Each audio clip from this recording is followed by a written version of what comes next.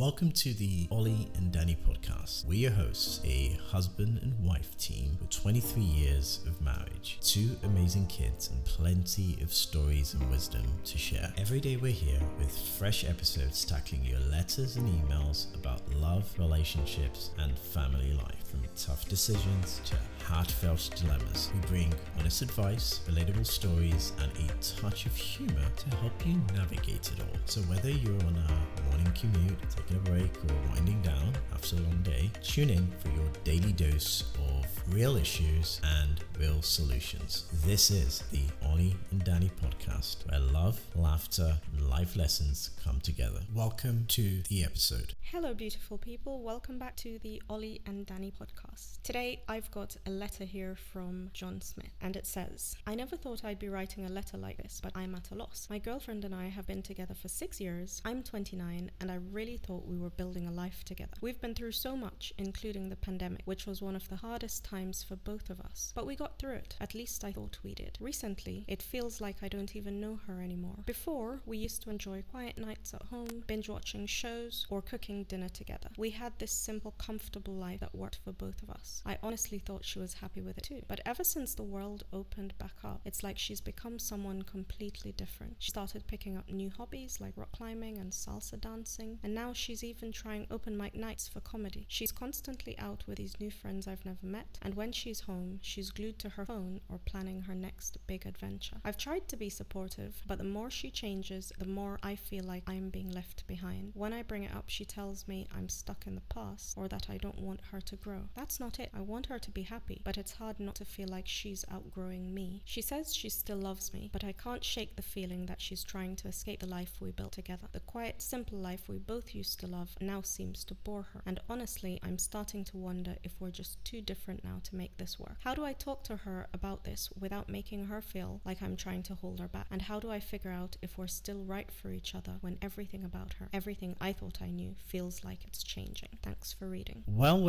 Okay, now what I would simply say to that is honesty. Start the conversation with some honesty. Rather than make an accusation and say, well, you are acting this way, I don't like it. Instead, be honest but polite about the whole thing. Show interest. I noticed that things are a little different between us at the moment. Is there anything you want to talk about? That's a good place to start. So just be honest about how you feel. I'm sure that any reasonable person is likely going to use the opportunity to kind of open up around it. So that will be the first thing, honesty. Without honesty, nothing's going to work. You feel the way you feel, well, you can't change that. You got to let her know that that's how you feel, but you cannot accuse her of doing something wrong. That's why I sit with it. And that will be, for me, a starter. I think a lot of people will resonate with this. The pandemic was an incredibly difficult time for most people, if not everyone.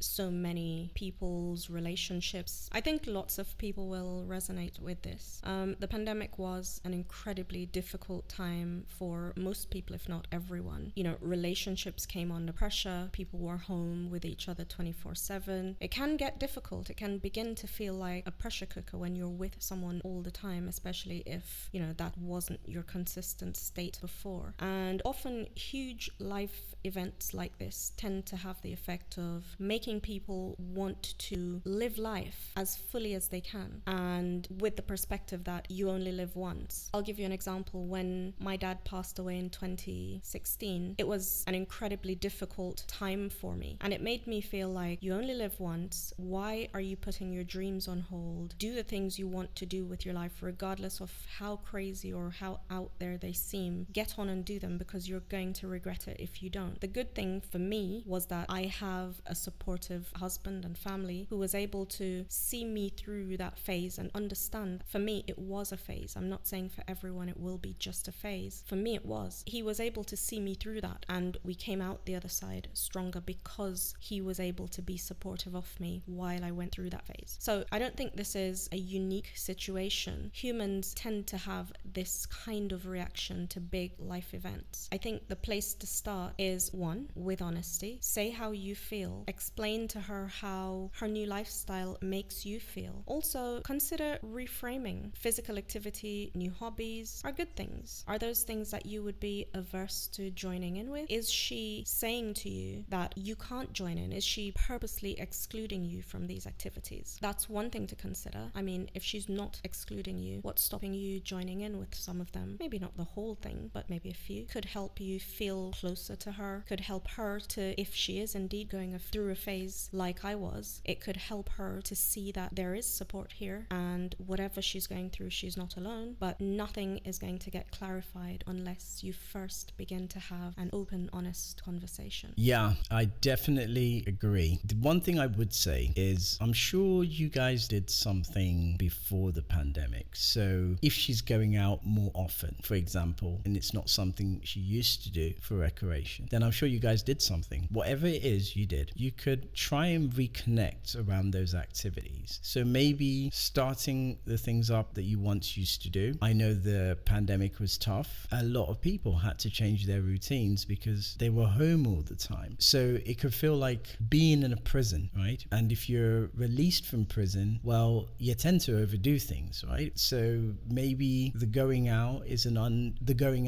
overdoing. And if it's an overdoing of things, then it's good to bring it up because it could be a cry for help. But I would say try reconnecting with the things you once used to do. And if you notice that maybe she's straying away from those things, then it might be a deeper problem. It could be that she is picking on new activities because, like, you are getting the sense she wants to end it all. And I think this takes us back to the honest conversation that you should have, because maybe that brings things out, and maybe it's time to make her feel comfortable that if she wants out, it's time to tell you. Because if she did want out, then at least you're giving her a door, and this will be good for you because it gives you time to move on. But again, keeping it to yourself won't help. But definitely I would say try reconnecting based on shared experiences. Danny raised a good point. Often when people are trying to create distance, this is a pretty common way to go about it. It's to engage in activities that you didn't engage in together as a couple. It's almost a way of creating a new identity for yourself without that person that you're trying to create distance from. So again, an honest conversation is going to be key to unpacking all that and, getting to the root of why it is that the behavior has changed. Is that the only thing? Are those the only things you've noticed that have changed in the relationship? For example, is communication different than it used to be before? Or is it simply the adopting of new hobbies, new activities, things like that? But ask directly while you're having this conversation. A lot of couples tend to feel that maybe asking a direct question is going to get them an answer they don't want. But honestly, I think it's always better to get the honest answer, whether it's pleasant to hear or not, because it then puts you in a position where you can decide how you want to go about dealing with it rather than always being the one that's dragged along. So having an open, honest, direct conversation about why the behavior has changed, why these new activities and this change in lifestyle, does this relationship that you both had before bore her? Ask direct questions, and ask too, is there room for you in this new life she's trying to create for herself? Yeah, that's so true. This next one, for me, I think is probably a bit of a sour note to digest. But let's consider that this is over in the first place. Then it might be a good idea, just so that you can get a feeling of rediscovery. Maybe you decide to be independent for a while. So that means a kind of trial independence. I don't know. Our John Smith might have to go live with his parents for a while if they live together. He might have to get his own apartment. depending on,